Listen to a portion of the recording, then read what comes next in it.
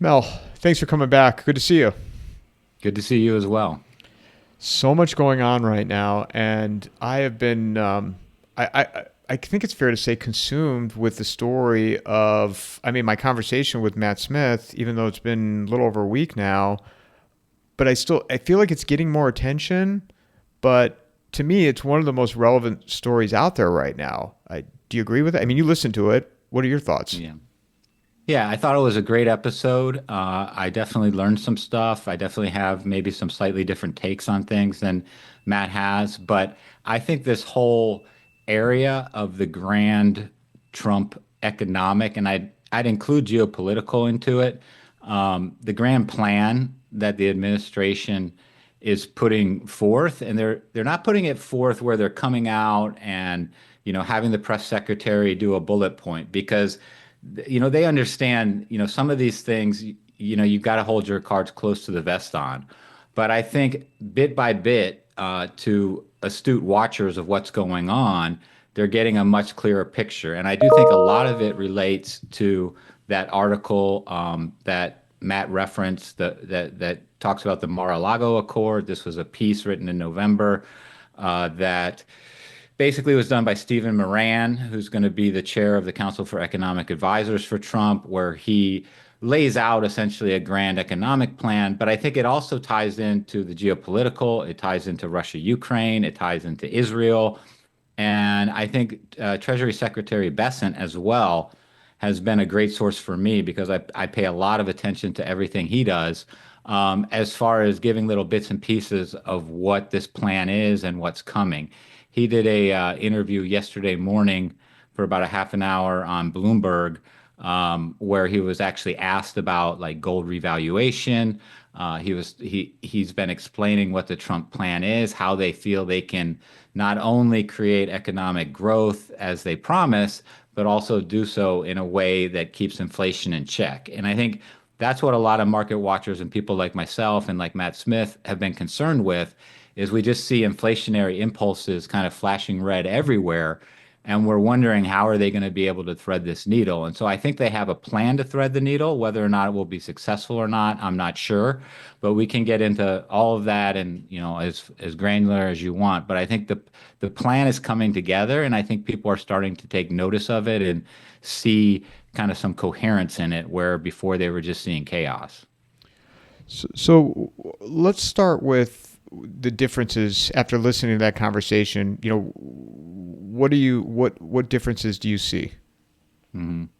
Well, one of the arguments, and forgive me if I'm presenting it wrong, but I think one of the arguments that Matt was making was that there'd probably likely be a very high inflationary period in order to bring down the real value of the debt, and that would be essentially caused by this, you know, monetization of assets in the sovereign wealth fund. It might be caused by tariffs. It might be caused by kind of reindustrializing things here, where we have higher cost inputs, higher labor, more environmental regulations, and so on. And that while in the end, he was optimistic that this was going to lead to greener pastures, he saw a lot of potential pain, especially in the area of inflation, as a likely outcome of this going forward in at least the short and medium term.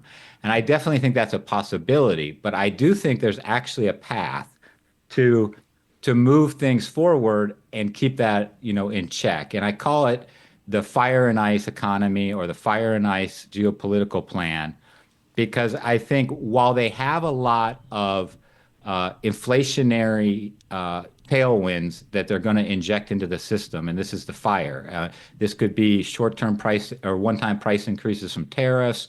This could be, reindustrialization, where we're building more things here, we're creating more demand heating up the inflation. We could also see like monetization of assets, like a revaluation of gold. They're talking now about stimulus checks from the Doge plan. So we've got some of these kind of fire elements that I think can really heat things up.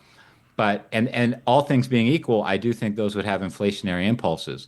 But I think they've also got a number of ice elements that they're hoping are going to keep this not only in check, but they're hoping that it's going to keep it get inflation back to what we became accustomed to in, say, the last 15 years, which is somewhere between, 1.5, 2.5%. I think that's a little optimistic. I think probably we're looking at closer to 3.5, 4.5% inflation. But I think we should be able to, fingers crossed, avoid a real massive spike like we saw perhaps in 2022, where we were running at 9% in the CPI and probably in reality closer to 15 or 20% annualized inflation.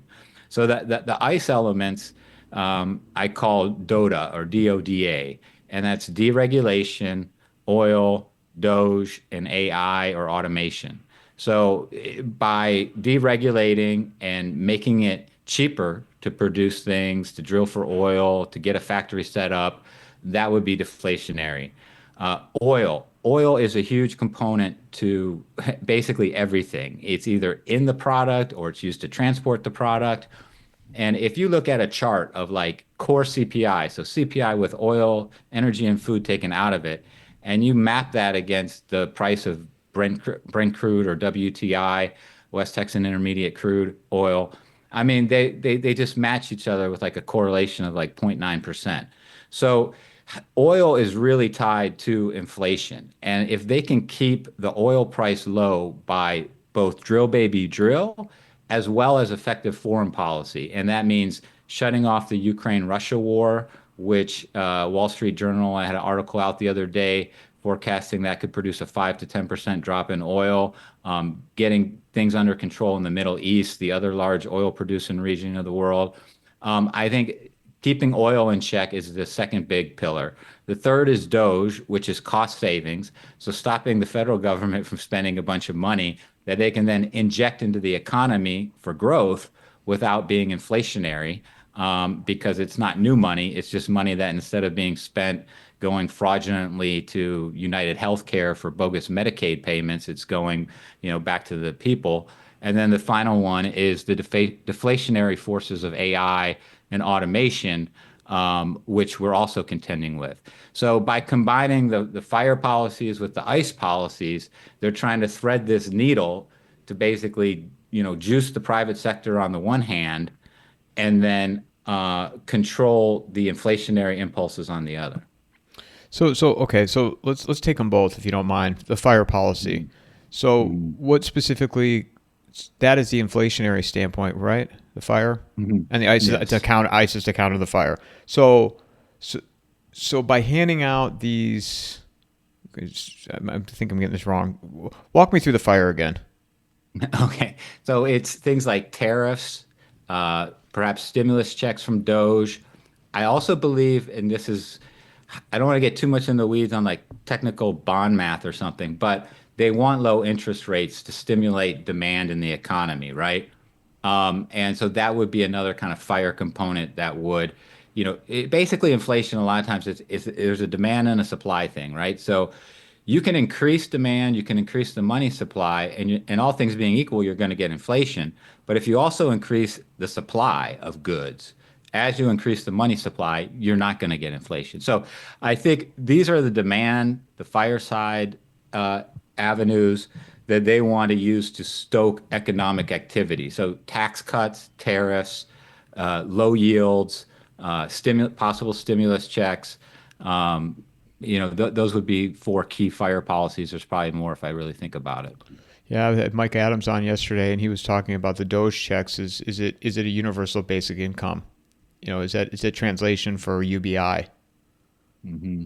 I mean, I don't know if it's exactly that. I think it has some valid points to it. I mean, I think, Mike Johnson, the House Speaker, he said, look, I'd rather pay down the credit card.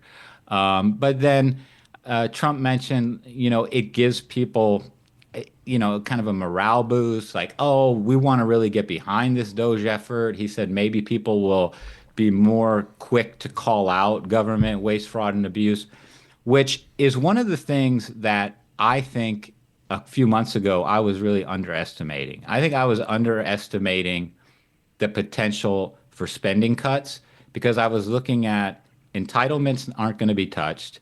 I was thinking defense is pretty much static at least. And then, veterans affairs are going up, and those aren't going to be cut, veterans benefits. And then interest on the debt with rising yields is probably only going to go up. And that's like 85% of the budget. So I thought to myself, if they can't really do anything about 85% of the budget, it doesn't matter if they come in and get rid of the entire Department of the Interior or the entire Department of Education or Transportation. They're really not going to make a dent. But I think that what I underestimated was the amount of fraud, waste, and abuse within the entitlement and defense programs. And I think that's to be determined. One, how much is really there? And two, how much of it will they really be able to cut out? Because it's one thing to identify it in a spreadsheet, and it's another thing to actually get rid of it on a go forward basis. But I think that there could be hundreds of billions a year. And if they can cut out 1 or 200 billion from the other departments and cut out 3, 4, 500 billion from entitlements and defense waste and get to $500 billion in reduced spending, I mean, within like a 12 to 18 month period, I think that's a really good start, and that's more than I anticipated. I still will say this, that for fiscal year 2025, which we're now in the fifth month of, because it started October, the government's fiscal year ends September 30th. So we've already had October, November, December, and January. We're in month five. They just had, in fact, I've got it right here. This is the latest monthly Treasury report. We're at 839 billion, 585 million in deficit. So let's call it $840 billion deficit at the end of January. Last year, we were at 532 billion. So we're at a 58% increase fiscal year to date on the deficit. And I went back and checked what was the entire deficit 10 years ago in 2015. For the entire year, it was 439 billion. So we're almost twice that, and we're only 4 months into the year. So we're running huge deficits. So I think for fiscal year 2025, which we're in the middle of right now, we're going to have a blowout deficit. Like there's nothing they can do about it. Even if they're getting people to quit federal jobs, they're paying severance packages. And it's interesting, and those severance packages are pay until September 30th, 2025. And so I think whatever happens in 2025 until September 30th, Trump is going to go back and say that's Biden economy. That's Biden economics. That's why, and I think in fiscal year 2026, which starts October 1st this year, that's where you're going to start to see the potential for actual deficits going down. And that's going to get yields down. And once the market sees that as potential, then bond yields can start going down, interest rates can start going down, mortgages can get more affordable, and a lot of the good things that they're promising start to happen. The key is that we might have a period here where before those good things and the ICE attributes start to take effect, the fire is still going in full force, and we continue to get high inflation readings, which we saw a very high one last week for the January numbers. Yeah, at my local grocery store, it felt like the last one holding out. There were eggs, and now there's no eggs. Mm-hmm. It seems to be more of a West Coast thing. I was in Nevada and California last month, and I walked into the grocery store to get eggs, and it was $8 for a dozen. And I'm like, what the heck? I live in North Carolina. The last time I bought eggs was a couple of days ago. It was $3.95 for a dozen. So they're still under $4 a dozen here. But I know out west, you guys are paying what, $8, $10 a dozen now? Yeah, the ones that I buy are they're like brown organic, which actually I'm surprised when I hear these prices. I pay like $4.50, I think, and it's gone up a little bit, but not dramatically. Yeah. Yeah, they're up. They're up in certain markets, and I think it's because of depending on where those hens were killed for the bird flu. I mean, that's a bird flu thing. I mean, like that, like that's not an inflationary thing. I mean, if you kill millions of hens, you're going to have eggs in certain parts of the country skyrocket. I think that's a good headline to talk about, but I mean, I don't think that has anything to do with the big picture of the global economic future. The thing with the inflation though too, and this is where I mean, just the numbers that you just shared. I mean, how do you? you can't pay your way out of this anymore. Don't you feel like it's past the point of no return? Well, I mean, here's the way. I think one thing that we sometimes kind of suffer from a little bit as humans is we don't understand the effects of compounding as well as they actually are. And I'll give you an example. So at the end of World War One, when basically the world economy eventually hit the Great Depression, um, a lot of that had to do with the sovereign debt that was out there. So I do see similarities between the 1920s and the 2020s. And there was just massive sovereign debt, particularly Britain, Germany, and France. And what had happened was we put all these reparations on Germany at the Treaty of Versailles. And then during World War One, the US had loaned Britain billions of dollars. Britain then loaned countries like France billions of dollars. And so Britain and France owed billions of dollars to the United States.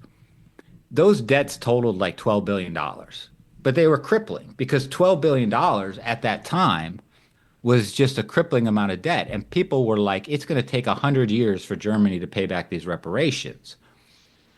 And so my point on that is that if we can grow the economy, if we can get real economic growth, not 3 or 4%, and I'm talking about nominal growth, but so let's say we had 3% inflation, which I know isn't target, but let's just say we got 3.5% inflation.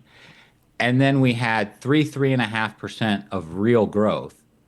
That's 6 to 7% growth in nominal GDP. If you get 7% growth 5 years in a row, that's not 7 times 5, which is 35. It's going to be closer to like 50% or something like that because of the compounding effects. So you literally get 5 years of 6 or 7% nominal growth in GDP, and you increase GDP by half, by 50%, then the debt to GDP, the deficits to GDP, they also get cut by a commiserate amount. So all of a sudden, instead of being at 120% debt to GDP like we are now at 36 trillion, maybe we go from 36 trillion during that period to 42 trillion in debt. So the debt deficits keep coming and the debt keeps growing, but that 42 trillion is now only 100% of GDP instead of 120% or something like that. And we start to slowly, through the compounding effects of growing the economy faster than we're growing the debt, we slowly start chipping away at debt to GDP. Now, what I'll say about everything I'm going to discuss today is I feel what they're trying to do is thread the needle. And I think the reason it's so difficult is because they have to do like 6 or 7 different things at once. I've already talked about all the fire and ice things, and they have to get it all right in order for this to work. And so there's a good chance it's not going to work. But I feel at this point, there's two choices, like a total economic collapse and disaster, or they try this kind of desperate thread the needle type plan that if they can pull it off, we might just have a chance. And so I'm not going to say, don't worry about it. We're in the clear, like Trump's in charge, everything's good now. But what I am going to say is I feel like there is a path, as slim as it might be, to kind of get through this with maybe a little bit of pain, but not a huge amount of pain. But it's not going to be easy, and it's not guaranteed. So when you say slim chance, you said so the probability of this being successful is I mean difficult. Yeah, at best, I'd maybe 30 to 50% chance of pulling this off. But, I mean, you go to a roulette table and you're going red or black. I mean, you've got a chance, or you go numbers 1 through 12, 12 through 24, whatever it is, 24 to 36, 1 in 3 chance. I mean, it can happen, but I wouldn't say it's the most likely outcome that this all gets pulled off perfectly. But I would have said there's like a 5% chance that we get through this without some sort of massive economic collapse 6 months ago. Now I think it's closer to a 30 or 40% chance, maybe even 50. And as time goes on, those percentages, if you have me on in 6 months or whenever, I could give you an updated percentages based on how things are going.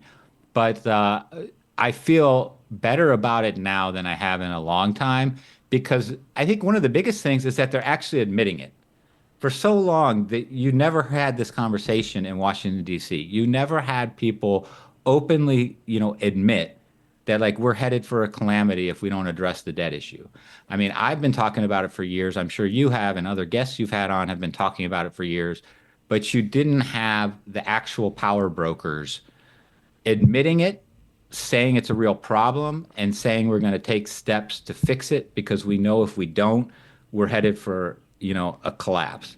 And so I think that alone, like it's like an alcoholic, like the first step is getting out of denial and admitting you have a problem. And I think we've taken that first step, but it's a 12-step program. We've got 11 more steps to go. And so we'll see how it goes. What do you see? What do you see then? Things that could derail this. Well, number one, not everybody's going to like this because there's going to be losers in this. So instead of maybe the average American paying a lot of the costs for this, there's no free lunch. Someone's going to have to pay. Who's going to have to pay? The deep state, maybe some of our European allies, large corporations like United Health, which their shares are tanking as we record this because of discovered Medicaid abuse in the amount of billions of dollars. So this is just a perfect example of the type of waste, fraud, and abuse that I didn't anticipate the scale of, and that they might actually be able to do something about it. So United Health, one of the largest health insurers, if not the largest in the country, what they've been doing for years is that if you claim somebody has a number of complicating conditions that make it more difficult to administer a treatment, then you can charge more for that treatment. They call it upcoding is the term for it. And so you can say someone has diabetes or something else. That means it's a little trickier to do procedure XYZ, and now you can charge more for procedure XYZ. What they have supposedly found is that to the tune of billions of dollars a year, United Healthcare and probably the other big ones have been upcoding, saying that patients have all these complicating issues that they really don't, and then charging more to Medicaid and Medicare, to Uncle Sam. And the way they're figuring this out is they're searching through the medical records and they're seeing like, oh, you charged more for procedure X because you said this person had condition Y, but we don't see that he's being treated for condition Y. We, if he has, where's the dialysis? Where's all these other treatments that would be necessary if this patient really was as sick as you say he is? So this is just one example. There's stuff in the defense budget that's going to be like this. And Bessent, again, who I follow religiously, I try to listen to everything he says publicly. He said it on Bloomberg and he said it before. He's like, stay tuned in the coming weeks. You're going to be shocked at the amount and the size of fraud that we have found, and that he believed there had always been a lot of waste and abuse, but there's going to be some big fraud revelations coming. And I think these could total hundreds of billions of dollars a year. And if we're able to get those out, I mean, that's a pretty big step because again, compounding and how things add up. $100 billion one year, assuming that in the past we assumed that was going to grow 5% a year, and it doesn't happen at all. Not only does it not grow, but it's completely out. That's over $1 trillion over the course of the next 10 years. So if we find a few hundred billion, now we're talking about a few trillion saved in the coming decade. And so I actually think that they might be able to move the needle on this debt spiral path that we have been on a suicide course for decades. And I'm still reserving judgment on whether or not that's going to be successful. But like I said, I'm starting to see a realistic probability that they could have general success. The question that I ask myself with some of this is like, why is it coming out now? Why are the, to quote Matt, the adults in the room deciding to take this on? Because like the fraud and the abuse, I mean, this is, to me, shouldn't be a secret or surprise to people. Yeah, I didn't realize Ben Stiller would get $4 million for doing a photo op. That one still, I know it's like nothing in comparison, but that just cracks me up that they did that. I don't know if you saw that. He got like $4 million or something for a photo op. Well, I've seen so many of these. There's so many great ones that are like that are 10 million or 15 million or 60 million And there's a lot of those, and I think it's great to show the ridiculousness of it. But what I've always said in the past is like, oh, well, those are small things. They're not going to move the needle. The things like I'm talking about today, like tens, if not hundreds of billions of dollars of Medicare fraud, like I said, over 10 years, that actually moves the needle. And I think if you see like 80, $100 billion dollars of waste in the Defense Department, again, that moves the needle. And so if we can, if we, and then the other thing, what's the biggest line item in the budget after Social Security? It's interest expense. And right now, whenever we're rolling over debt, we're typically been rolling it over into treasury bills. And Besson is continuing that policy that Yellen did, which is roll over into treasury bills, short-term debt. Treasury bills are over 4%. That's a pretty high interest rate relative to what a lot of the debt we were issuing a few years ago is at. So we're increasing the interest expense. Besant wants to get the interest rates down. And if this policy can lead to lower interest rates, it's also going to, impact debt expense. So you're starting to see some of these big items like debt expense and entitlements with the potential to come down, which can actually move the needle. And so I think, I mean, it's almost hard for me to do because I've normally been for a long time, I've been saying, here's what's going to happen. Nobody's going to admit there's a problem. The Social Security Trust Fund is going to start to get very low or run out by the end of this term, by 2027, 2028. And that's going to force a crisis, and then that's going to force a collapse. That's kind of been a general thesis I've had for a number of years, is that as the entitlements burden gets so high, it's going to be business as usual in Washington until Social Security is ready to collapse, and then it's going to be too late. So I actually think that for the first time, like I said, in a long time, that there's a potential path here. But like I said, there's going to be losers, corporations, European allies. Certain stocks will do well in the market, and certain stocks that have done really well for a long time, the Pfizers of the world, the United Healths of the world, because that's another big component of Medicare and Medicaid expense is prescription drugs. And then you also look at all of the people that were added to the Medicaid rolls under Biden. So they made it so much easier for people that aren't 65 or over to get on the government's health care. So, most people know this, but if they don't, like Medicaid is for people who can't get insurance, but they're not 65.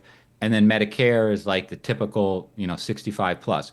So Medicaid, which is administered through the states, we just added tons of people, and there's a lot of people that should not be on those Medicaid rolls that are on those rolls, including illegal immigrants.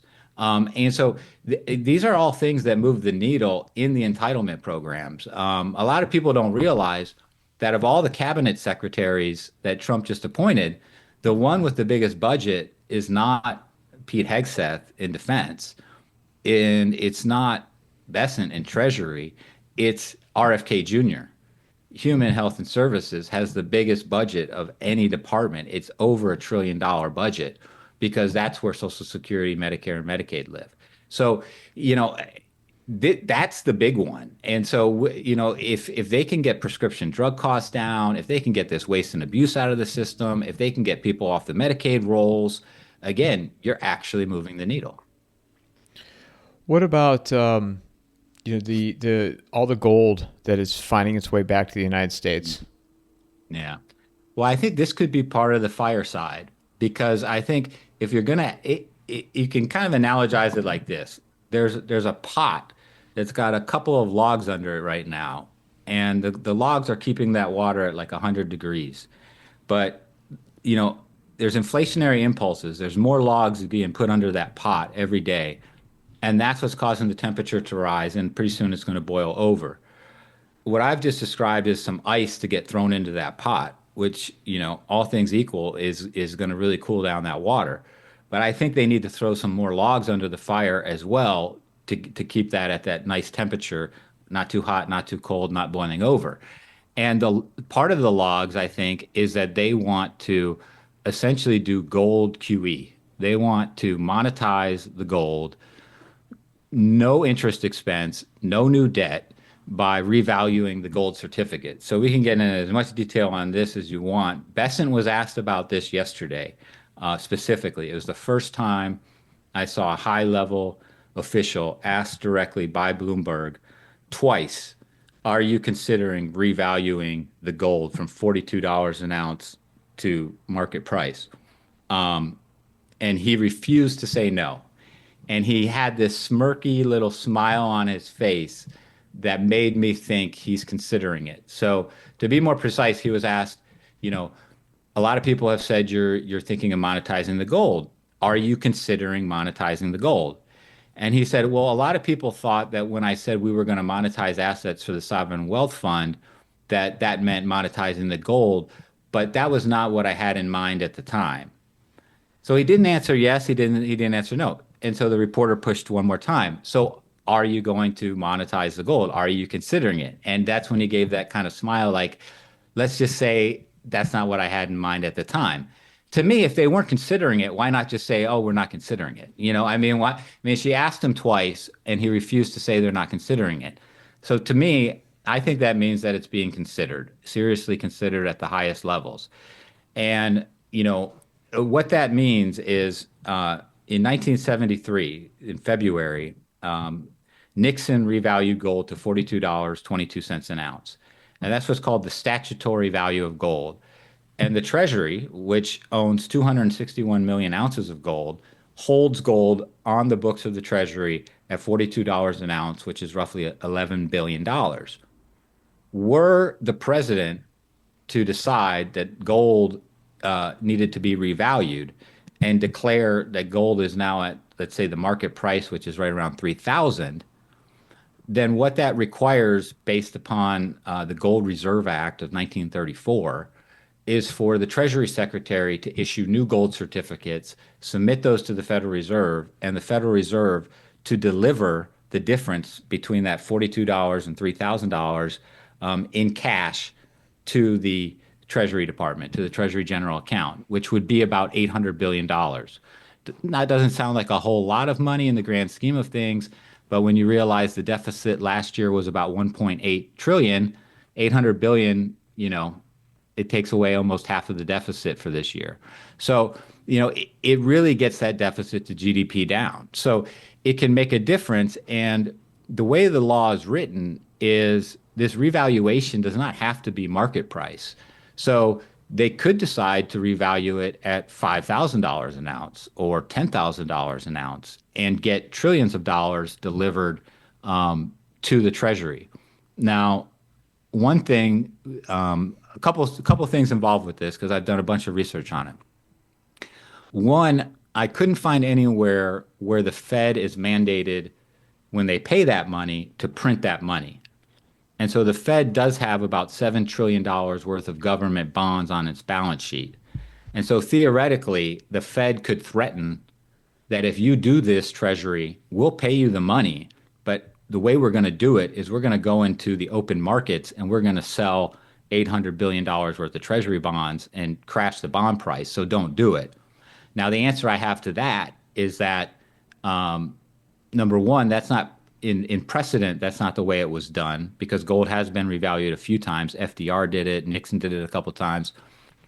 But the other thing is that Powell's term is over next spring. And Trump, so this might not occur this year, but next year, Trump will be able to put someone in as the Fed chair who he could have clarity on ahead of time. How are you going to handle this if we revalue the gold? Will you print the money or sell bonds to pay us? And he could say, I'll print the money. And now you've got money created. Again, this is a fire. This is a law going underneath that fire to counter the ice. The other issue with this procedure in my research is how do you revalue the gold? So in 1934, when FDR did it, he did it by proclamation, which is what they used to call executive orders. It used to be White House paper, and it would say proclamation of the president. Now they're executive orders. So that makes a lot of people feel like Trump has the authority to just by executive order revalue the gold at, say, $5,000 an ounce. However, when FDR did this, he did this under something called the Thomas Amendment to the Farm Relief Bill of 1933. which is also known as the Agriculture Adjustment Act, the AAA. That act, parts of that act were later found to be unconstitutional in like 1938. The Thomas Amendment, I don't think, was found to be unconstitutional because Nixon revalued the gold from $35 to $42 in 1973 by proclamation, I believe. However, the Thomas Amendment limits the amount of devaluation you can do, so that I don't think under the Thomas Amendment you could revalue gold, 100x or whatever it would be to go from $40 to $4,000. And so I don't know if there would need to be like a trick where Trump would need to issue like 10 different executive orders and each time he revalues the gold by the maximum amount, or if it would need to be a statutory amendment. And by that I mean something in a bill. And so it could be something that they toss into this stablecoin bill that they're working on called the Genius Act. It could be something they throw into a Bitcoin bill, which they're thinking about. They might come up with a sovereign wealth bill. They could throw something in there that gives the president the authority by executive order to revalue the gold to any amount. And so I do think there's a couple of hurdles on the way to gold revaluation, the mechanics of it, but I think it's possible. I think they're considering it, and I think it's probably going to happen. And I mean, what's happening in the gold market is just insane. I mean, the amount of gold that's coming into the United States, the amount of contracts that are being settled, physical delivery, the fact that gold just keeps kind of stair-stepping its way up over the last 6 weeks from 2,600 to almost 3,000. I mean, it's pretty spectacular stuff going on in the gold market right now. Well, if he's able to revalue the gold, revalue gold, who's to say? So you're saying he would wait until Powell leaves because Powell's not going to go along with this. Well, if Bessent, who has breakfast every week with Powell, talked to Powell about it and said, we want to revalue the gold, how will you fund the money that you're going to owe us by statute if we do that? Are you going to fund it by selling bonds, or are you going to fund it by printing money? And Powell refuses to answer or says he's going to sell bonds, they'll wait until the next Fed chairman. If he says, no, I'll print it. If that's what we need to do, I'll print it. I understand why you're doing it. Then we could do it this year.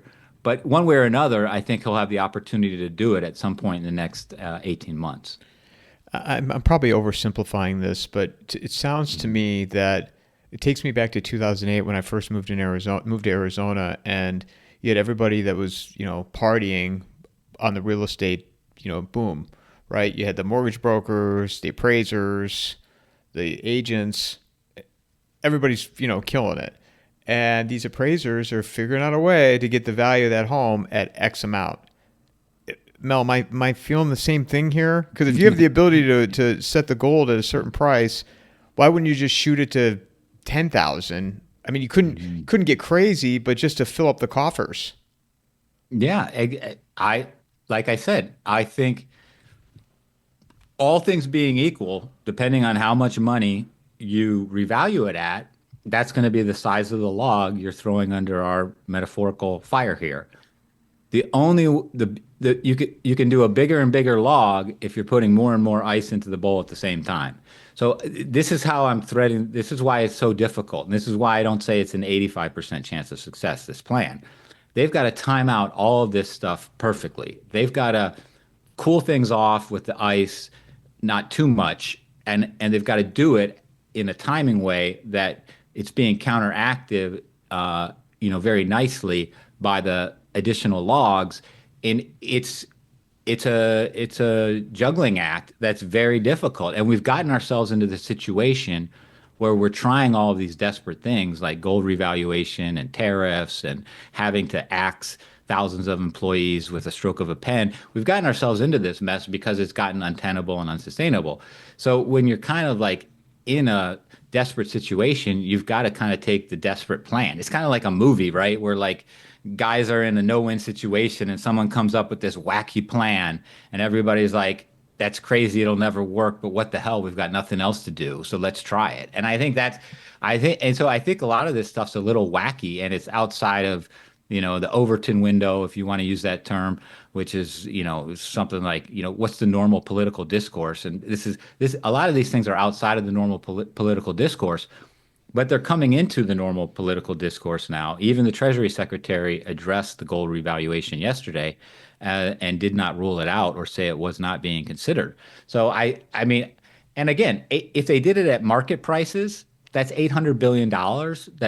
That's a good chunk of change. But if they're also cutting going to be cutting government spending next fiscal year by 500 billion, you know, is it really going to be adding that much to the inflationary fires that it gets totally out of control back to that, huge amount we saw in 2022? I don't think so. Do I think it will add a little bit of heat to it? I do. And I think that deep down, the powers that be might not be afraid of a 3.5%, CPI print, which means that real inflation is actually probably 5 or 6%, because of the fact that this then reduces the real value of the debt. It starts bringing that debt to GDP down. If the economy is growing at 3% real and 4% inflation, and it's growing nominally at 7%, it's bringing down those debt to GDP and deficit to GDP numbers. So, it could have some inflationary impact, but I will also add that I see inflation under Trump differently than I saw it under Biden. Under Biden, what he did by opening up the borders was flood the U.S. with labor. And it cost states tons of money and social services, and it caused all kinds of criminal issues and crime, and it had all these horrible effects. But there were, within that group of millions of people that came across illegally, there were a substantial amount of people who were coming here to work. Certainly not everybody. But there were millions within that group that came here and started working construction jobs and working at hotels and doing that stuff. And all of that kept a lid on wages. And so not only did we have high inflation, but we had wage growth, but not really strong wage growth, not the wage growth that we would have seen had the border been shut.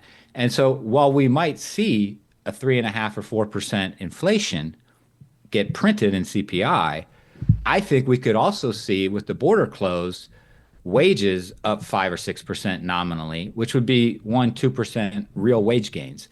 And for most Americans, if they get real wage gains, inflation helps them, because most Americans have a lot of debt. They have credit card debt, they have cars in debt, they have mortgages. And when you get inflation, the real value of all those debts goes down.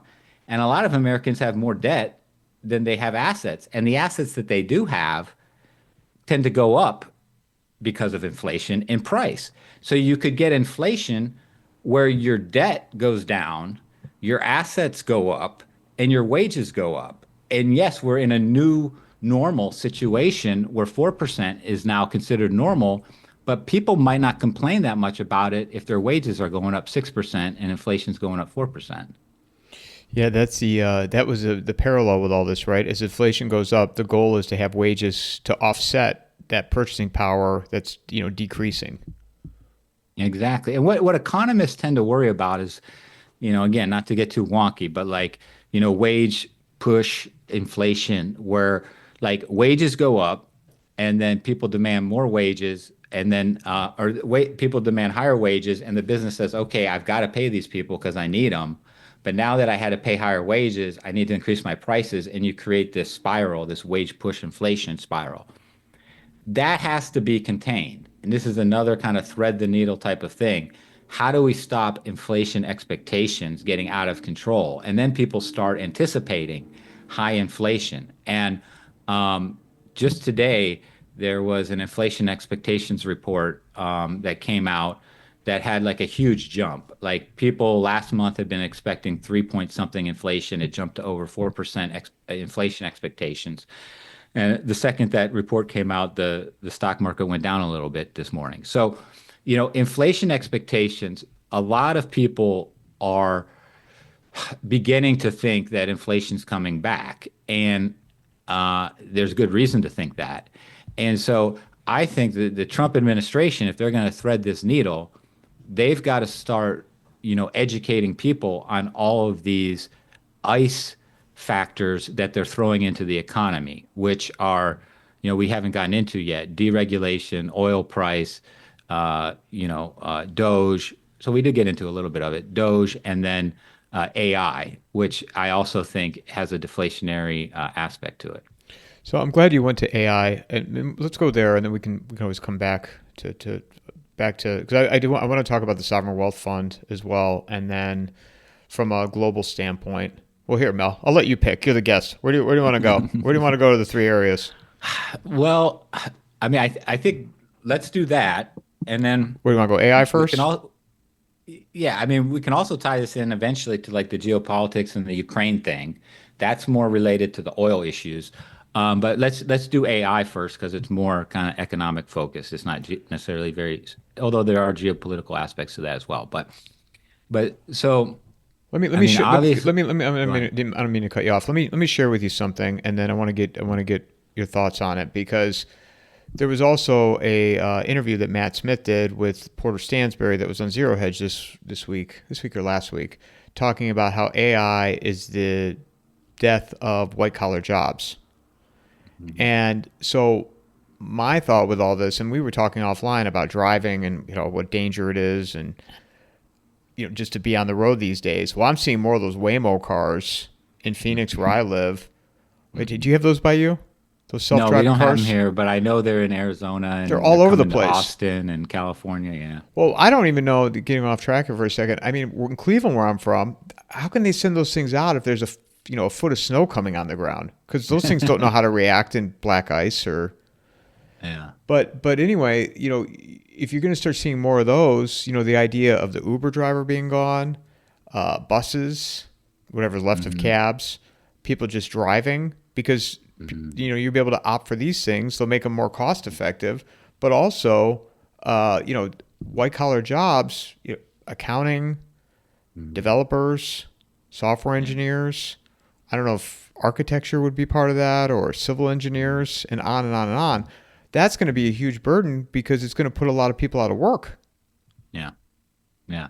It is. It is. And we're seeing that happen. And I also think, I mean, look, if we didn't have the government running these massive deficits, and if we didn't have BS, you know, consumer price index numbers, inflation numbers, I mean, we would basically have been in a recession on and off for the last 4 or 5 years. I mean, just imagine like we had 2 quarters where there was like zero growth or negative growth, and that's with the government BS inflation ratings. Imagine that the inflation was truly reported, which was 2, 3, 4% higher, maybe more. We would have had, you'd look back and you'd say we did not just have flat growth, we had negative 4% growth or 3% GDP growth. So we have all these recessionary aspects to the economy that are real, which is why people were so pissed and wanted Trump in there and knew like why all these people in their ivory towers watching their 401ks go up and their home prices go up say the economy's great, and why the average American that's working paycheck to paycheck and doesn't have $5 million in the stock market saying, hey, this economy is not great at all. It's in fact, it sucks. Because like I mean, I asked the Uber driver the other day, I was in there, I was like, how's it going and stuff. He was telling me just there's a lot more Uber drivers, a lot more competition for rides, saying he's retired, so he only works like during the day because it gets really hard to find rides in the evening, meaning people are working their jobs until 5 o'clock and then they're hopping in their cars to drive Uber. I mean, and the other thing is that keeps like a lot of times like the unemployment rolls down and stuff because you get laid off and you start driving Uber because it pays more than your unemployment check.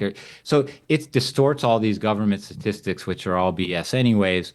So, I do think, with AI coming, what we're seeing now is a lot of the white collar jobs. There used to be tons of openings, like the JOLTS report, the job opening, layoff, whatever it stands for, but it's the job openings report that comes out called JOLTS. And it used to be like there's 2 job openings for every supposed American looking for a job. Now that's gone down a ton. And we're not seeing huge layoffs yet, but we're seeing hiring slow down. And I think a lot of that has to do with AI, and it's only going to get worse. And it's the same thing with automation in factories and automation at places like McDonald's and supermarkets. I mean, they already basically try to force you to do the self-checkout, and it's just going to get, the service at grocery stores is abysmal where I live. I mean, it's just like, horrible.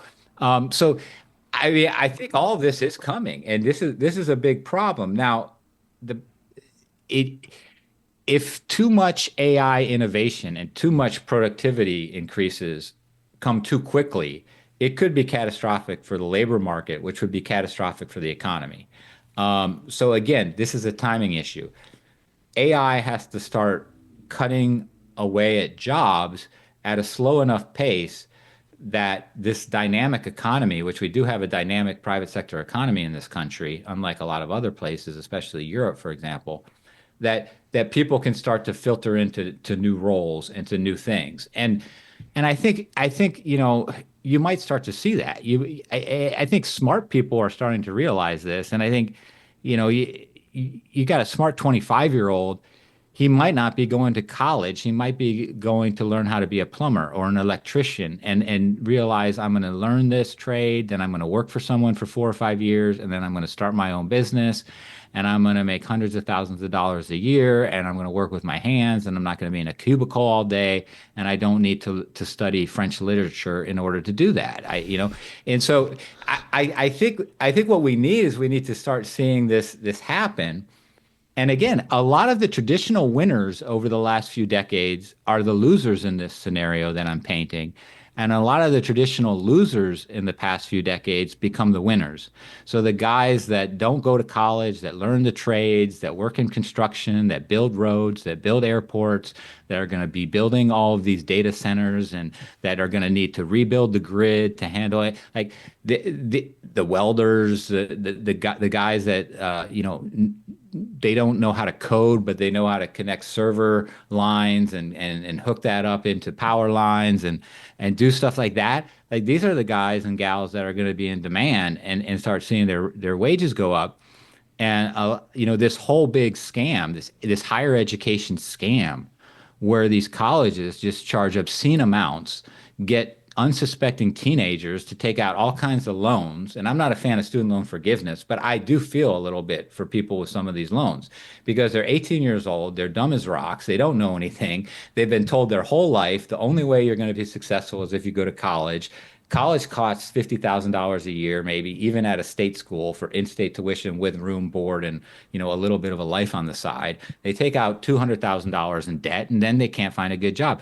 So I mean, that scam needs to be addressed. And taking away, endowments, tax-free status at these universities, like there's so much work to be done to fix this whole messed up system we've got. It's so much work. It's timing. It's threading the needle. Again, I see a path, but that path is not some big, wide, nice highway. It's kind of like a zigzaggy road with a bunch of hills and obstacles, and it's going to be difficult to navigate it. But I think it is a path.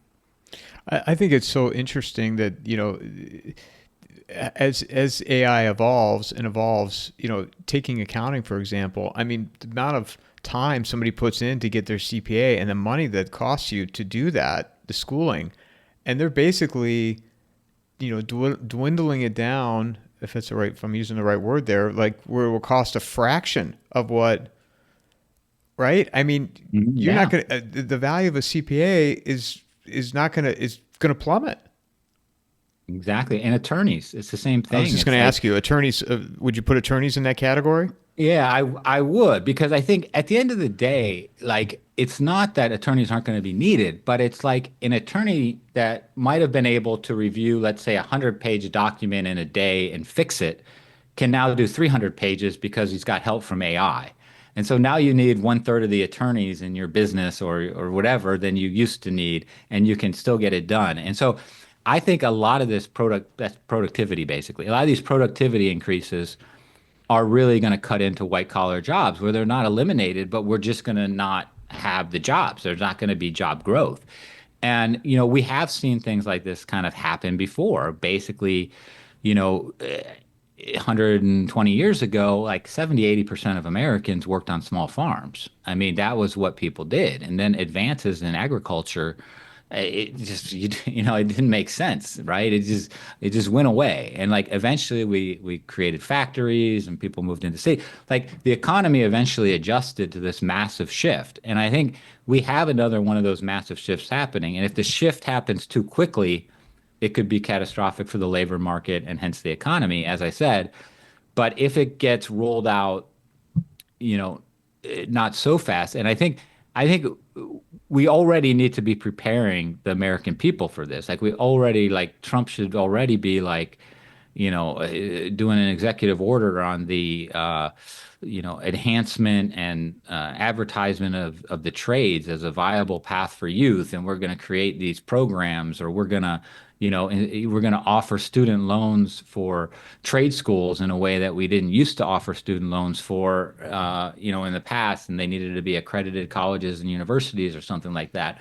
And so I think we need to start taking steps, because part of this whole plan is making more of the things at home that we're now buying overseas, because we learned in COVID, and we've learned from the Ukraine-Russia thing, where we want to send military stuff and we don't have it and we can't make it.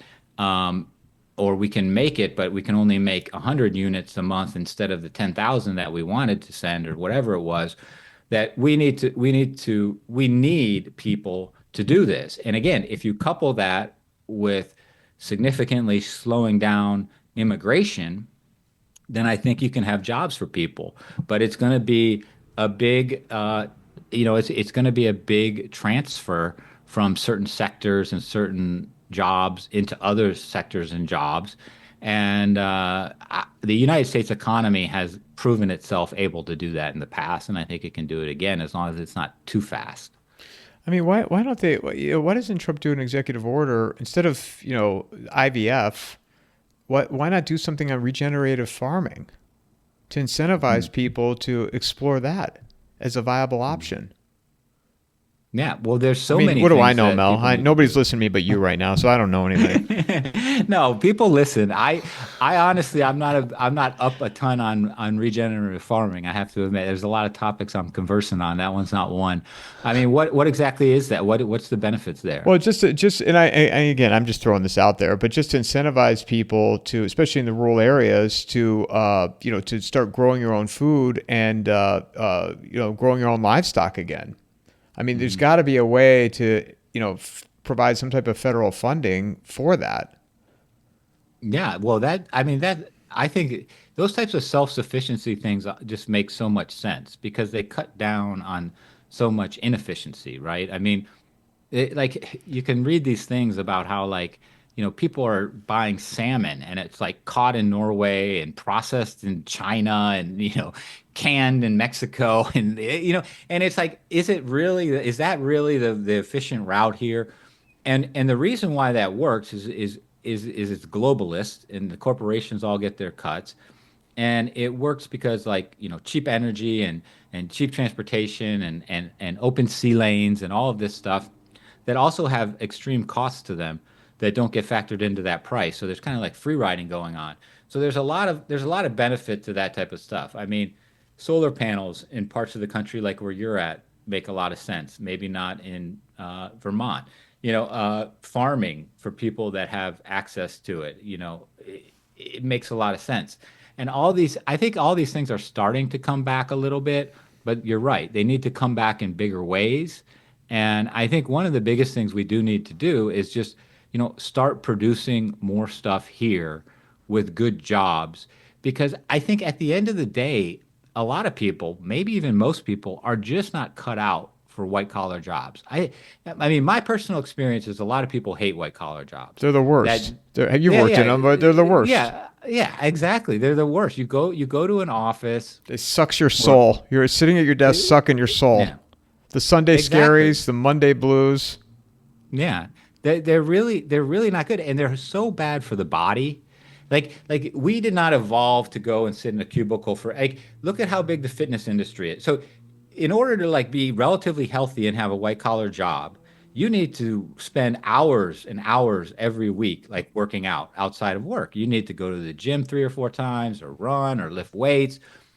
And for the people that don't do that, which is a lot of us in this country, they're 350 pounds and they have diabetes and they're going to die early. And, it's a big health issue. So, like, the white collar jobs are really, really bad, and people don't want them.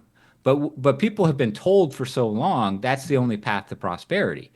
Like, if we get to a situation like in the 1960s where people could have a blue collar job and have one income in the house and own the car and maybe even own a small boat to go fishing on the lake on the weekends, people would be more than happy, I think, to have blue collar jobs. It's just you have to provide that, and you can't provide that if we're allowing China to manipulate their currency, to use slave labor, to pay a non-living wage, to have no environmental constraints, and produce products for a tenth of the cost of what it would cost to produce here and pay somebody a good wage, and then just import it into our market. And this is why I think tariffs are not necessarily a bad idea, and they're not necessarily anti-free market either. They're We need to protect the American worker just as much as we need to protect, like, the American capital. And you can't have a situation where you just say, oh, well, prices are going to go up, so therefore we can't do tariffs. Like, prices on some goods will go up, prices on some goods might go down. We have all these deflationary effects that I've already started talking about, that are out there. And I also think we need to cut down on regulation so that we can become more competitive. And instead of China being able to produce it for 1/10 of our cost, maybe they can only produce it for, 5/10 of the cost. And then, yeah, we don't have as much regulation to open up a plant, the OSHA standards, the environmental standards that, okay, there's a certain salamander that lives within a 100-mile radius of here, and so it can't be built, or whatever it is. We can't just toss the environment, into the garbage bin, but we have to be reasonable with these things and not be so prohibitive that it's every company and global corporation just says, well, I'm just going to do it in Mexico or China and import it because, I don't want to deal with the EPA. Well, and that was going to be my next question is, do you think the United States is looking at China's model from an economic standpoint, in trying to incorporate some of that, so that, for people to be incentivized to help reindustrialize America? Yeah, well, I think, like, as we shift maybe a little into the geopolitical, like, to sum up before, I do think, like, with this monetization of the gold and different types of things, and Besant's focus on the 10-year bond, like, this is really going to diminish the power of the Federal Reserve. So I think, like, we're talking about, like, putting the bankers and the central banks in check domestically with the economy. And then globally, we've got an action plan for Europe, for Asia, for the Middle East, for everybody to say, hey, here's what we need to do to make America win and America be first. So with Asia and with China, Besant is having his first call this morning, or he just had it this morning with his Chinese counterpart. And, they asked him on Bloomberg, what are your top two things? And he's like, the fentanyl. And then, he's like, we're not going to get into it. It's an introductory call, but China really needs to start consuming more, instead of just dumping goods. Like the Chinese economic policies, a lot of people think they're great and they do a wonderful job. They do a wonderful job for producing things. Like, China's able to produce things better, faster, cheaper, than most places, for sure, and at scales that nobody else can match. But they don't have a very good consumption economy. People don't want to spend there. And this whole what they often do is they'll produce things and they'll just dump them onto the market, even at losses, because they want that internal job for the population, so the population isn't rioting. It might not be a good job. It might barely pay a survivable wage, but it's enough money that the guy's family doesn't starve to death, and so he doesn't riot in the streets of Beijing. So they need to keep people. Xi needs to keep people employed in China, and that right now the only way he has to keep people employed is by producing things for export. And Besant's, going to be trying to get China to say you really need to develop more of a consumption economy. And I think that would be a good thing for China, and it would be a good thing for us. I mean, I think there's a lot of like win-win possibilities out here. But at the same time, I think, what the globalists have been trying to do is maintain some sort of an American hegemonic power in Europe as well as in the South China Sea and in Asia. And I think Trump is willing to let that go a little bit to say, look, China, you can have a little bit more power in Asia, counterbalanced by Japan. And we are not going to be the ones that are funding the bill for everything. And I think, we're gonna help to build up Japan. They're going to act as the counterforce, which they traditionally have been over the centuries, the counterforce to China power in Asia, along with our other partners in the region like New Zealand and Australia and the Philippines. And then in Europe, we're going to try to pull back and say to people like Germany and France, you need to be the natural counterweight as you've been for centuries with Russia. And so, and we're gonna move away from all of that.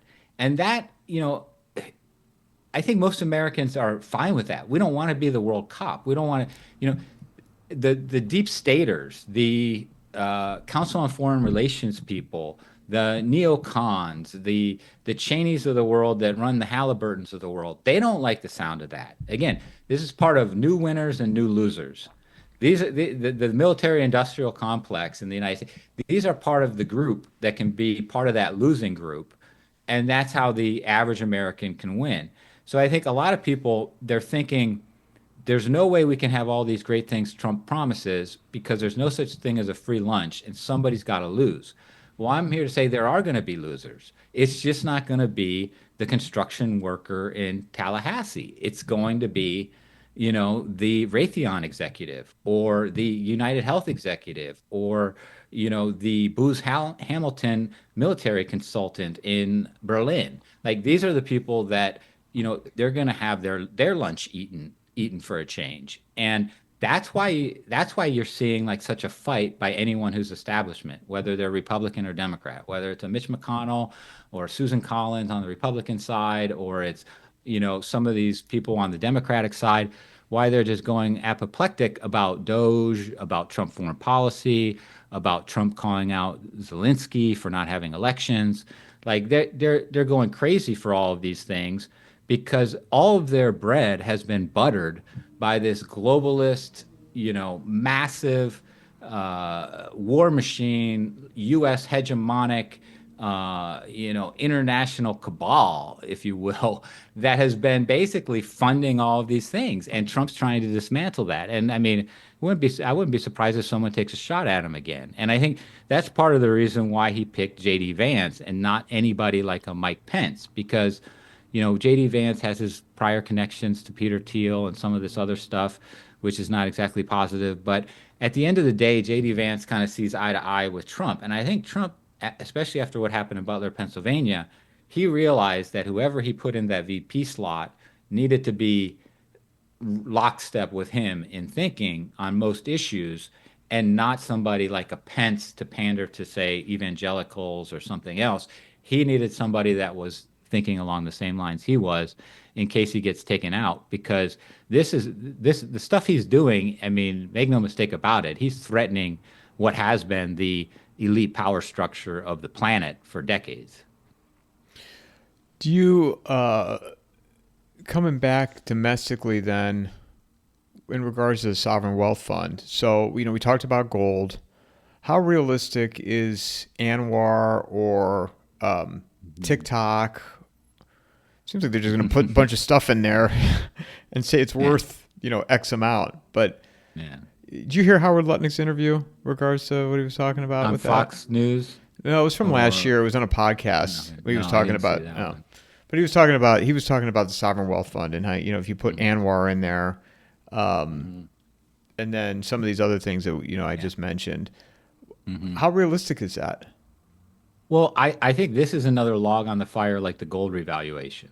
So typically, like if the U.S. were to sell leases on oil, right, and get some royalties or get some fees for those leases, they come into the United States government, and that, theoretically keeps the deficit lower. Well, if Doge is going to cut spending, then instead of taking money from some of these assets that the United States has and just using them as a counterweight so we don't have to issue as many treasury bonds for our deficit, we take that money, it's kind of an accounting trick, put it into a sovereign wealth fund and say we're monetizing that on behalf of the US and maybe start producing dividend checks, as he says, which is the term they're using instead of stimulus checks, dividend checks. This is all part of what I think is taking control away from the Federal Reserve. These are ways to do QE. These are ways for the Treasury Department to print money. Is the goal, So Mel? Let me interrupt you for a second. Is the goal to end the Federal Reserve in your opinion? if not end it, because that might be too much of a shock to markets, to make it much less relevant, much less important, to make them not the only game in town, where everybody has said there's a fiscal policy and that's Congress, and there's a monetary policy and that's the Fed. I think what they're doing is they're finding ways within the established statutory structure to bring more monetary powers into the executive branch directly under control of the president and the Treasury Department. And the sovereign wealth fund is part of that. Revaluing gold is part of that. Because and getting a Federal Reserve chairman in there or woman next year who will play ball with all these ideas and is on board with all of this is really going to cement it. And I listened to an interview of Scott Bessent when he was nominated. I went back into YouTube and tried to find as many Bessent interviews in the past that I could. And one of them is he has a real fascination with Japan and with Abe. Abe had what was an economic guy there and prime minister there that had what he called his three arrows policy. And Bessent has his 3-3-3 plan, 3% GDP, 3% deficits to GDP, and 3 million barrels of oil or their equivalents. And in he one of his biggest hedge fund wins was a big bet in Japan. And he said one of the reasons he made that bet was not only was the politician elected who wanted to do all these things, but that the way the Japanese calendar was set up, Abe was going to be able to insert and put whoever he wanted into the BOJ, the Bank of Japan, Japan's Federal Reserve, so that they would be on the same page. And so I think Trump wants to get the Fed on the same page, and he might just be writing Powell off and say, I'm not going to pick a big fight with Powell. I'm going to go about my own policies with, monetizing gold or sovereign wealth fund, setting the stage. And then in May of 2026, when I have my new guy in there, that's when I'm going to unleash a lot of this stuff because I know that he or she is going to be on board. And it could be a she, it could be Judy Shelton. I mean, it could be someone else. Probably not Judy Shelton because I don't know if she'd be on board with all of this stuff. She's a little bit more hard money type of a person.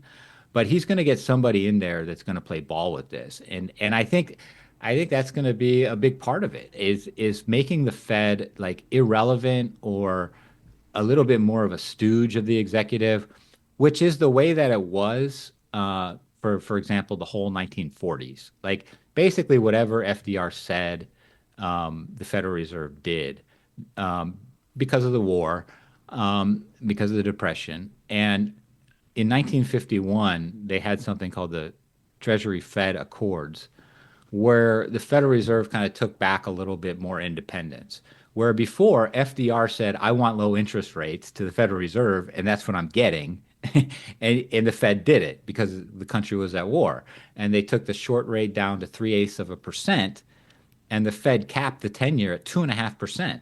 The Federal Reserve would just go into the market in the 1940s and just buy government bonds, no matter how much the Treasury printed, and print money so that we could fund the war effort. And so we had complete control by the president of the Federal Reserve. And I think in some sense, we are in an economic war right now with the rest of the world.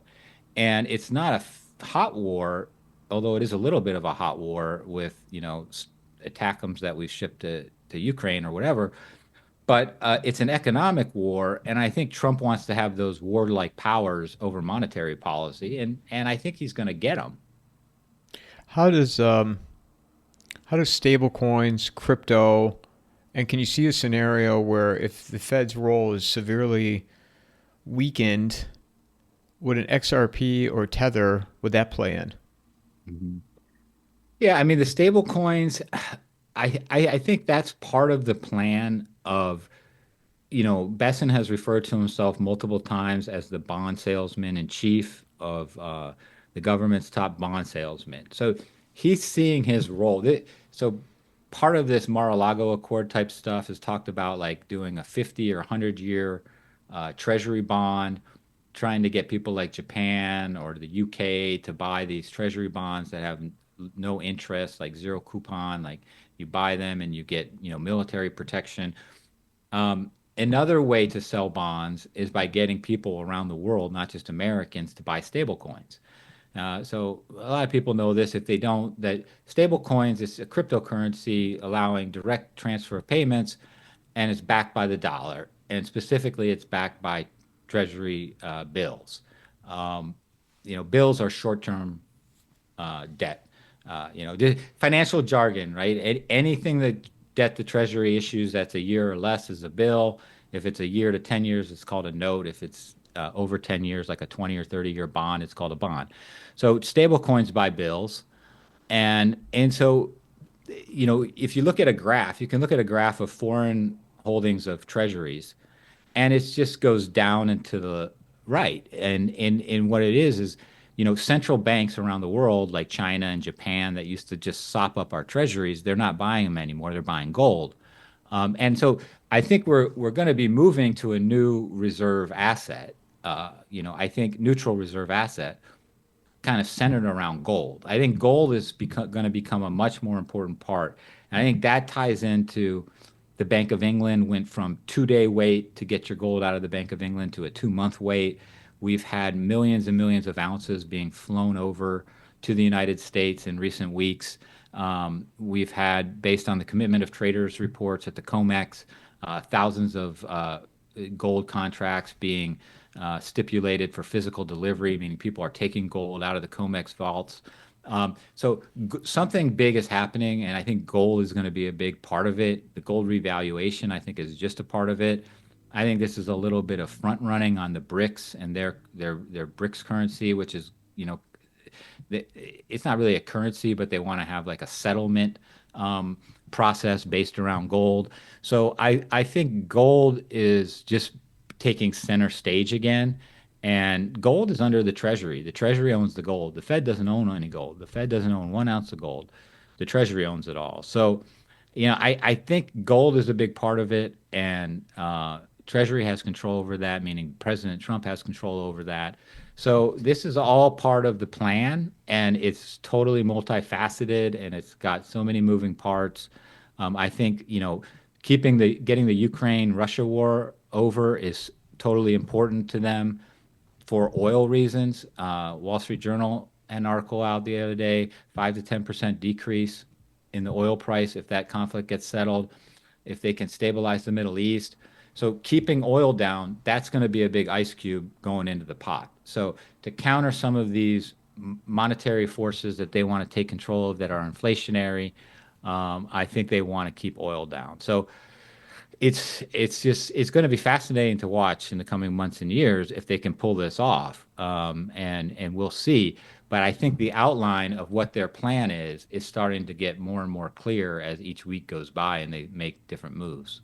Is there a fear of people starting to panic, especially from a larger macro level, that they might have to put capital controls in? Yeah, I mean, I think there's definitely fear. Like what if things heat up too fast before any of these deflationary forces get to take effect? So, like, look at firing people in the government. I already talked about how in the short term that doesn't save any money because they're getting severance checks or they're getting paid for the next 8 months, even though they're not going to be working or whatever the deal was that they were offered. Like, that's basically just money into people's pockets. I mean, people could be leaving federal jobs and then getting severance checks while they're driving Ubers or they're getting other jobs that are paying them six figures, and then they've still got their, who knows what people are going to be doing. And all of that is like putting more money into the system. And so let's say that we saw inflation uh, start to creep up even more than it has. People start getting more and more worried about that. Uh, the Federal Reserve freaks out and decides they have to start talking about raising rates. That causes maybe mortgage rates to go 8%. Housing market starts to turn over. I mean, all these kinds of things can start spiraling, and then all of a sudden, the next thing you know, people are saying, "Well, the Fed's going to raise rates, but we've got inflation. Now we're heading into stagflation." So I think it's imperative that the Trump administration move quickly. I think they're moving quickly because they want to move quickly, but I think the other reason they're moving quickly with things is because they know if they don't, this isn't going to work. Like they need like a blitzkrieg. They need to get these things passed before lobbyists can get in there and get their hands on this stuff. Because the lobbyists from United Health and all these Lockheed Martin and Raytheon, they're all going to be out there greasing the palms of 435 House members and 100 senators saying, "Hey, you can't we need the gravy train." And so, like this is just it's really a fascinating time. And like I said, I think there's all kinds of landmines and risks out there that need to be avoided. But I do think there's a path. Last question. In the end, do you think this will be successful? I'll stick with my original statement of a 30 to 50% chance. And have me back in 3 or 4 months or whenever, and we'll see if that changes. I would say I want it to be successful. I want us to get out of this without millions of Americans losing their jobs and economies collapsing and inflation skyrocketing to 20% again. And I mean, I really hope they're successful. Because we are in a point where something needs to be done, where this idea of running $2 trillion deficits and the debt to GDP increasing 5-6% a year, like that just cannot, it can't continue. Interest expense would start taking up all of the tax receipts. I mean, everything would go under. I mean, like if they're not successful, God help us, because these things tend to get resolved eventually if they aren't, with collapses and wars. So, like, I think everybody should be praying it's successful, because otherwise we're probably headed for a collapse and potential for a global war. 3 or 4 months, Mel. God only knows where things are going to be a month from now. You're right. You're right. Exactly. I mean, we'll see. Well, there's so much stuff happening. He's got a little bit of a timeline out there.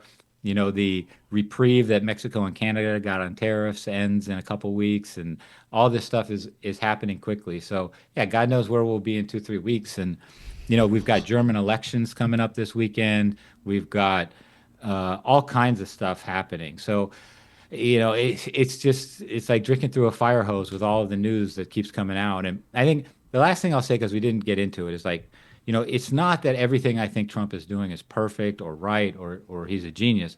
I think he's got a pretty good plan.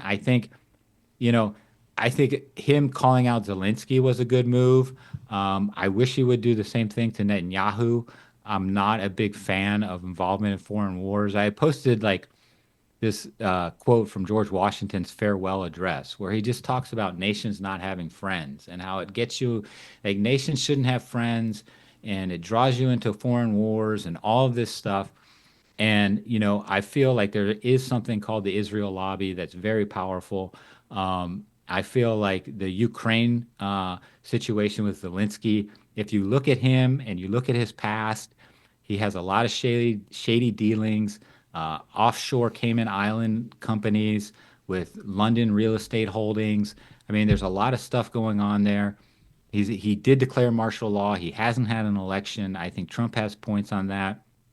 And I think, as far as the potential for Russia, like Russia has all the cards in this whole situation. Like Russia has the eastern part of Ukraine that it wanted from the very beginning.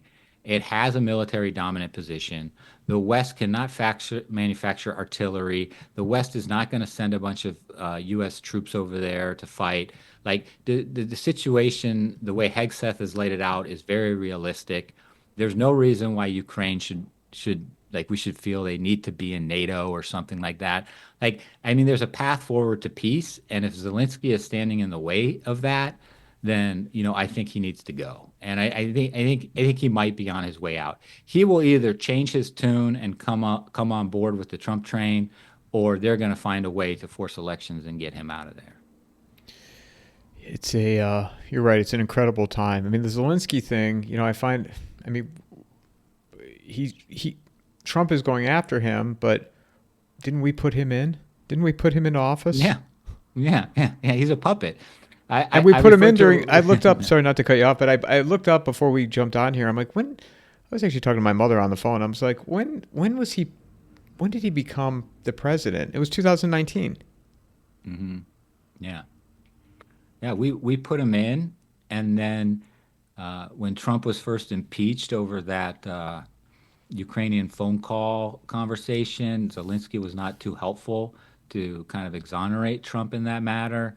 I don't think they're BFFs, and I think the thing that Zelensky, so like I don't think he's a coward. Okay, I mean he could have probably taken the millions he'd already siphoned off and gotten the hell out of Ukraine when that war started. Like, I'm not impugning his manhood or anything like that. I mean I'm not gonna poke fun at his height, or he's probably as tall as me. I'm not a tall guy. He just probably looks short when he's standing next to How these tall are you? 6'3" guys. How tall are you? 5'9". Oh, well, if you're not a tall guy, I'm 5'5". So what am I? I'm like a dwarf. Well, I mean, if I stand next to somebody who's 6'3", I don't look. I look pretty small too.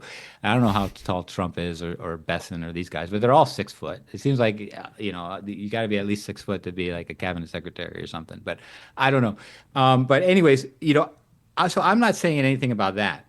But I think if you're dispassionate about it and you look at the history, you will see that, yes, he was put in there to be a pro-Western mouthpiece for the BlackRocks of the world, that he has a bunch of shady, corrupt dealings that were allowed to continue because he was doing what the Western establishment wanted.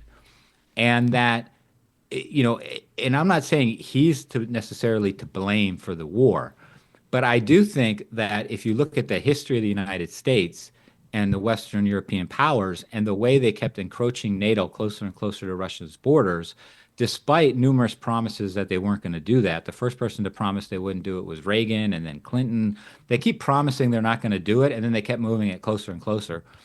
And I would add that when that war was before it started, and the Russian buildup of troops happened, you know, Putin put out there a piece of paper that basically said everything that Pete Hegseth just said. Ukraine won't come into NATO. Russia's going to take control over some of these eastern things, or whatever it is, and you're not going to give these massive security blanket guarantees to Ukraine, and I'm not going to invade, and we don't have to have a war. Nobody needs to die. And Pete Hegseth has already said that's pretty much where we're going to be our starting point for negotiations. So in some sense, this whole war could have been avoided. I don't think anybody was going to give in to Russia at that point, so I'm not blaming Zelensky too much for that.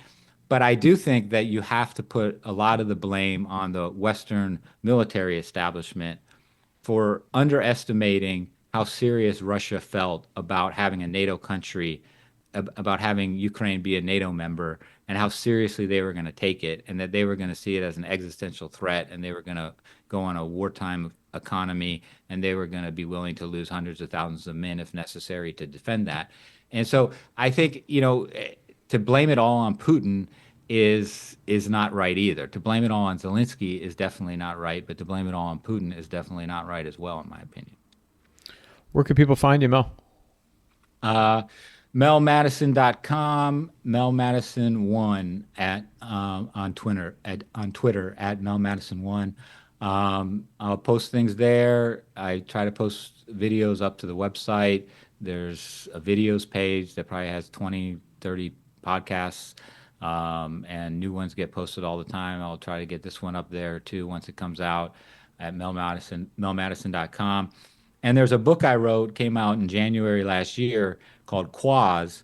If people are interested, it has to do with a lot of these themes. QUOZ is the title. It's available wherever books are sold. And in it, I predicted a gold revaluation. I predicted banks calling their money out of the Bank of England. So even though it's a fictional thriller, a lot of the things that I predicted were going to happen in that book, we're seeing unfold in front of our eyes today. So if people are interested, definitely check out Quaz. Do you think that, however this shakes out, do you think consumers will be still using dollars to pay for things? To pay for things, yeah. It'll be a transactional based currency, just really quickly, like money, they say it's a unit of account, a store of value, a means of exchange.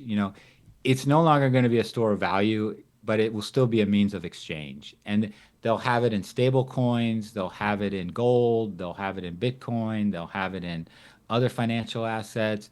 But the last place people are going to want to have their money is in a checking account. And I think most people are already there because the big banks pay like 0.2% interest on money in a checking account. Like I try to keep my checking account at the bare minimum that I'm not going to get overdraft fees. And otherwise, I want it invested in something. And, the days of people putting money in a savings account and just leaving it there, I mean, I think those are over. But things will still be denominated in dollars, but balances at banks and checking and savings accounts are going to continue to get to the bare minimum. Yeah, so the last thing I want to add, this the whole notion of, we can't let a CBDC, happen. I mean, we're already there. It's all there. Yeah. Well, yeah, the stable coins will be the backdoor CBDCs. They won't need it to be issued by the Federal Reserve. I've looked at the Genius bill, which is the stable coin bill. I forget what it stands for, but it's called the Genius bill. They come up with these names that are ridiculous. But um, it demands that these stablecoin issuers come under the regulation of the Federal Reserve, that they basically get all backed by federal depository institutions. And once you get it into the banking system, because this is what worries the big banks about stablecoins, is that the money comes out of the checking account and they don't have it anymore to lend against it. The fractional reserve banking system collapses.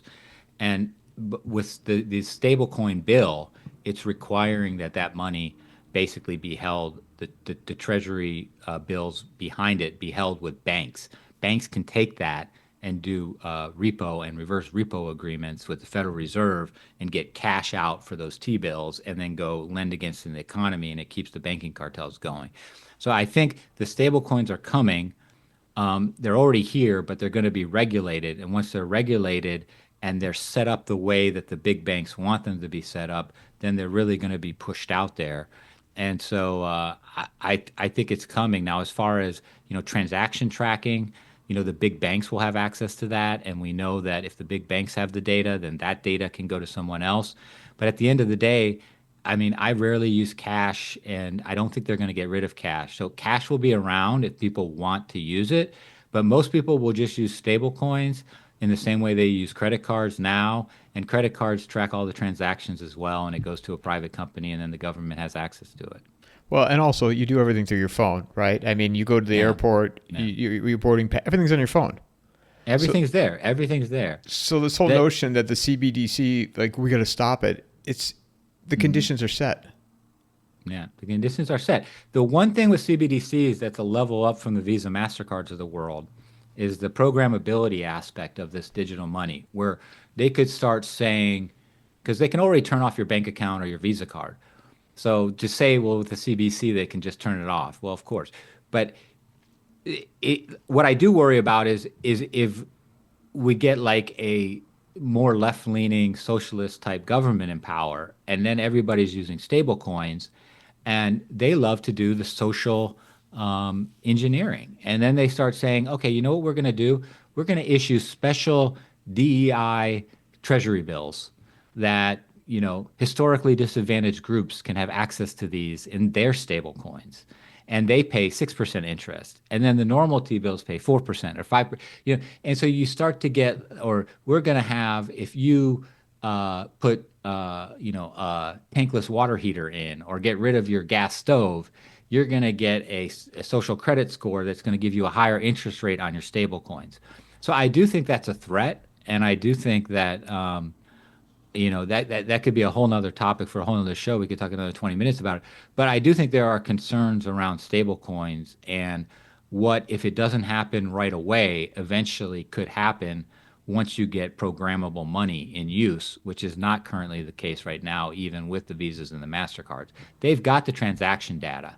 They've got the ability to turn it off. They don't have all of this programmability right now that stable coins would give them, or CBDCs would give them. And that is a concern. And so I think people do need to be careful about that. Well, and also too, if it ever, the pendulum, because the pendulums always swing, right? And if it goes back to the left and they get back into power, the executive orders that, we're going, it's just, nothing's done through Congress anymore. So it's executive order, executive. So these current ones will be gone. And then they will up the ante by doing even more on the reverse side of it. So, I mean, people need to understand what a slippery slope this whole thing is. Mm-hmm. Yeah, it is. It's very dangerous. And eventually things do, eventually the other side gets its day. Every dog has his day, and eventually things go too far in one direction and people start pushing back the other way. It's not like Trump won 60-40, he won like 51-49 or something like that, right?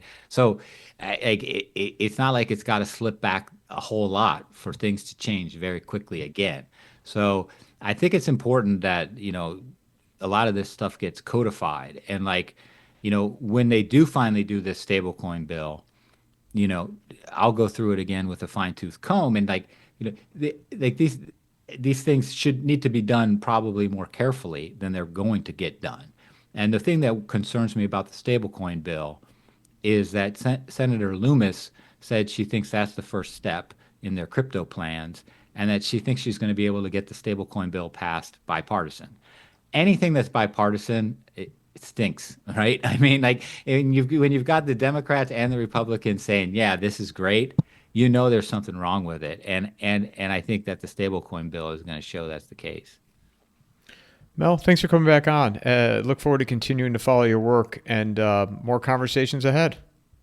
Thank you, Mike. Appreciate it. Mic drop.